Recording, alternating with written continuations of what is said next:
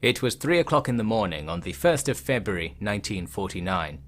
I was standing on a dockside in Rotterdam in front of my company, Pride of the People's Republic of India. It was the same dockside about half of us had arrived at 8 years before, when we joined the War of the White Empires in Europe. We were little more than mercenaries then, free of British rule, but under their close watch as we were fed into Nazi lines like dogs. How they trembled when we saw what we did to the dying land they called the Reich, and the endless expanse of those self-proclaimed communists beyond it. Now they say that those battles were the Second World War, and I'm glad to say we won it. Germany and the minor white states along the sea were added to the empire. Our empire, the final empire, the Communist Party started to call it later. The people there watched us as we filed to the docks, lorry after lorry of soldiers and fuel. They must have hoped we would sail away never to return. I hope they began to understand that feeling in their hearts. They still have a long way to go before the lesson of empire can be learned. After final checks were done, I led my company into the waiting craft, a task difficult under complete blackout. 10 minutes behind schedule, we launched away in our unmarked haulers, flying no flag. Some of them barely appeared seaworthy, but that they seemed that way was vital to trick the British planes photographing the docks over the last year.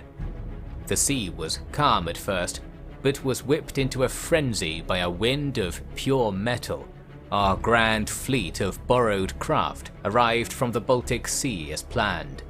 The Armada had taken a course bound for South America, but as it passed, they churned the water with a sweeping turn of 50 battleships and more.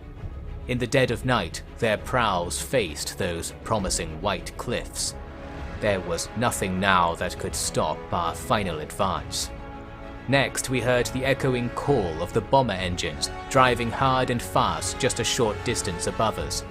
They kept below the reach of the British radar network, as the very marshals of the British Empire had instructed them to do in the war.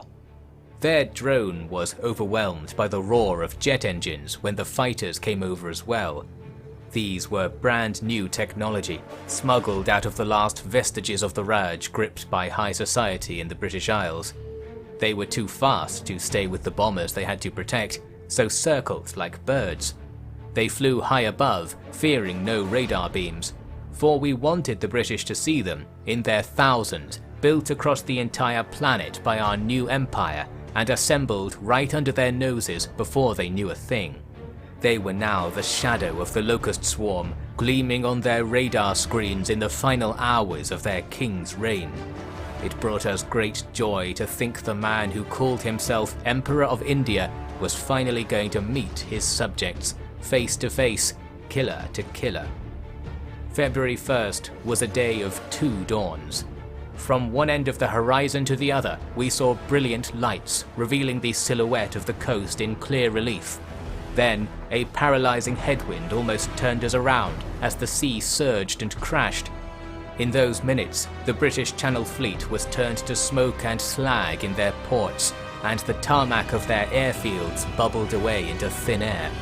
The afterglow of the burning nuclear bombs gave us an extra half an hour of light before the sun began to fill in the darkness.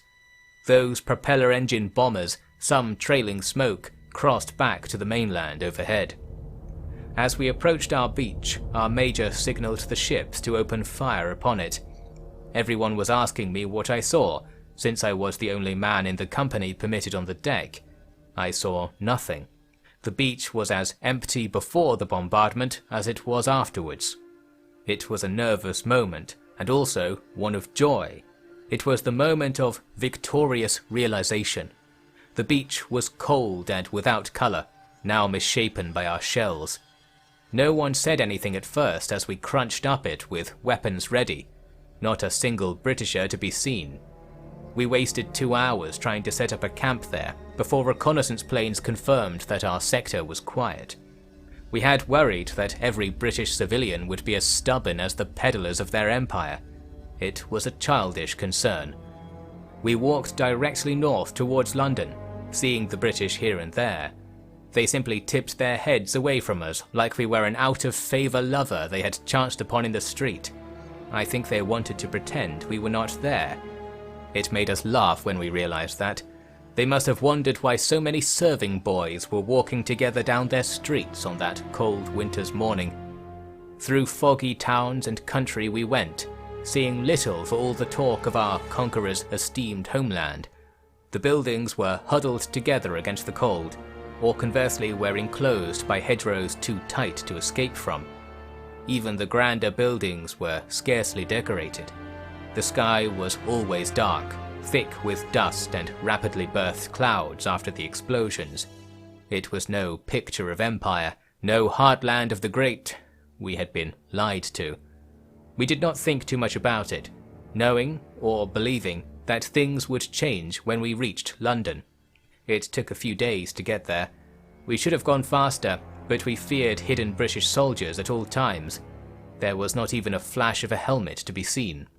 I heard gunfire sometimes, but that was the extent of our first days of combat.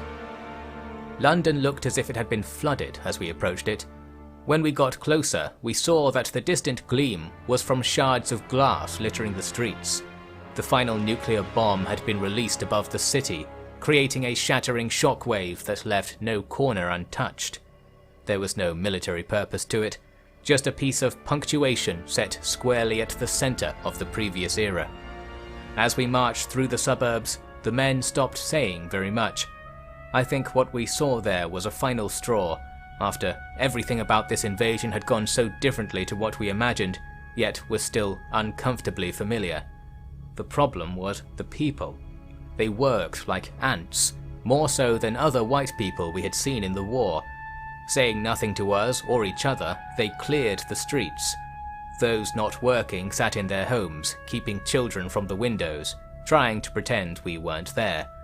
We did not allow this.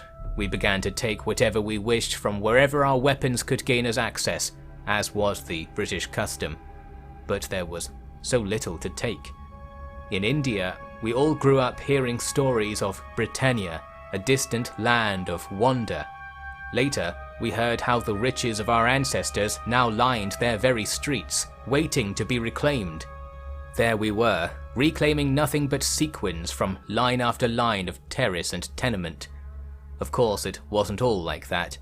There were places where the very paint on the walls carried the same rare pigments stained on the hands of our miners, or the overweight figures in their portraits hungered for the spices their god did not grant them.